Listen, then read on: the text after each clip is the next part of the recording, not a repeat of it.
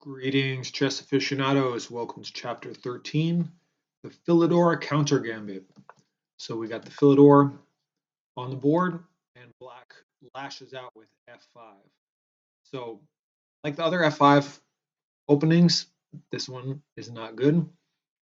Here, we're going to follow with our favorite Italian bishop. Black's open diagonal, so let's take advantage. And this is kind of exciting because Black's main move by far, more than 2/3 played, is f takes e. And here, as in other of these style of lines, we don't want to play here right off the bat because then d5. Generally, if Black can play d5 and kick our bishop, we don't want to play knight g5. So instead, what are we going to do? We're going to actually sacrifice the knight. But it's not really much of a sacrifice because if White takes, d5 is probably the best move. But if Black takes, we got our usual Queen h5, and yeah, if g6, of course we're going to win the rook, like we always do. And yeah, if the king tries to run, we'll actually check him. And yeah, I'm going over this line there. Obviously, Black has many other moves, but I mean, this is just going to lead to the same thing minus a pawn. Yeah, it's not possible because mate. So I'm just going to show you this line. We're checking, sending the king in this direction. And yeah, it shouldn't be long for this world. And after a6, the reason I'm showing this in this rare position, usually in these king hunts, White has a number of different options to win. But here we actually have to play d5. The square on Lichess represents the only move to try to win. But this move's not that hard to understand.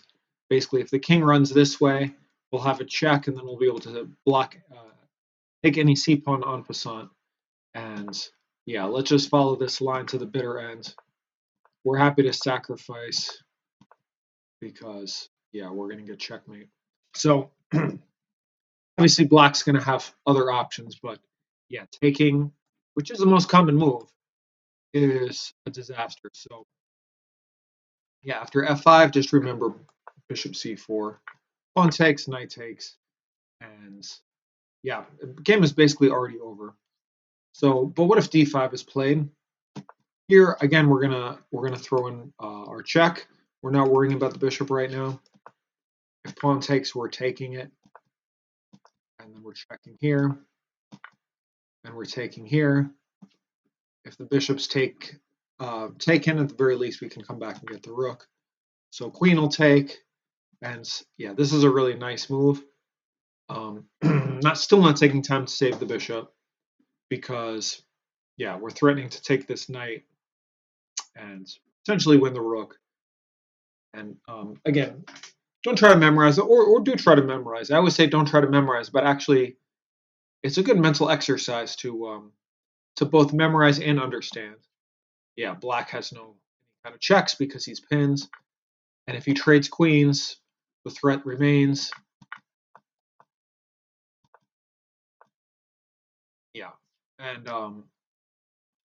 yeah, don't memorize to here, but do remember these basic ideas. Yeah, really, it's nothing we haven't already learned before. Queen h5, and yeah, Black simply can't play this way. So what if he takes the d pawn instead? Well, here, remember the rule of thumb. There's other moves, but the rule of thumb is we can play this move, and d5 is not possible. Here it's not because we'll take, it's protected by the pawn.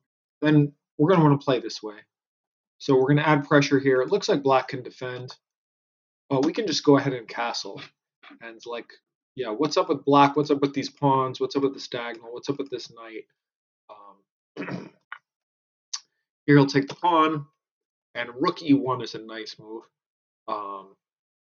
Yeah, it looks like d5 can be played, but here we can just go ahead and sacrifice. Just our position is just too good to, excuse me, for this not to be able to work. For instance, check.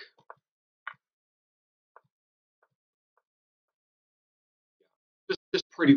There's so many pretty mates, and I suggest for yourself just mess around with some of these positions because I don't have time to address everything. You're going to wonder, oh, what if black plays this? What if black plays that? Basically, bishop c4 is just winning all the lines. Knight f6. Here again, following the rule. Actually, here this move can be played, but it's only going to be temporary um, because once we take the pawn, well, let's just have a look at that.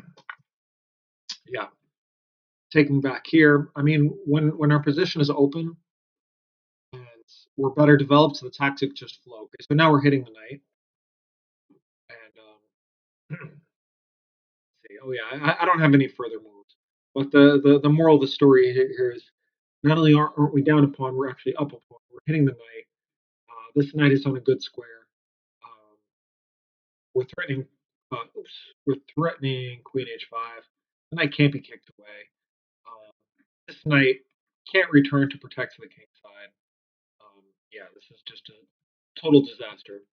So really, the opening is just objectively bad. But surprisingly, you will encounter it now. Lived in the New York City tri-state area, New Jersey. There was a very active master who just played this constantly, even though he didn't have great results. He actually wrote a book on it. And then there was another 2000 rated player who played this all the time. And yeah, if you don't know what you're doing, black's got some tricks, but it's not that hard to. It seems like a bit scary, like, oh, how are you going to remember to sacrifice your knight? But it's only on move 5, and everything flows intuitively. There's not a lot of crazy things that happen. So, anyway, that's the refutation of the Phillidor Countergambit.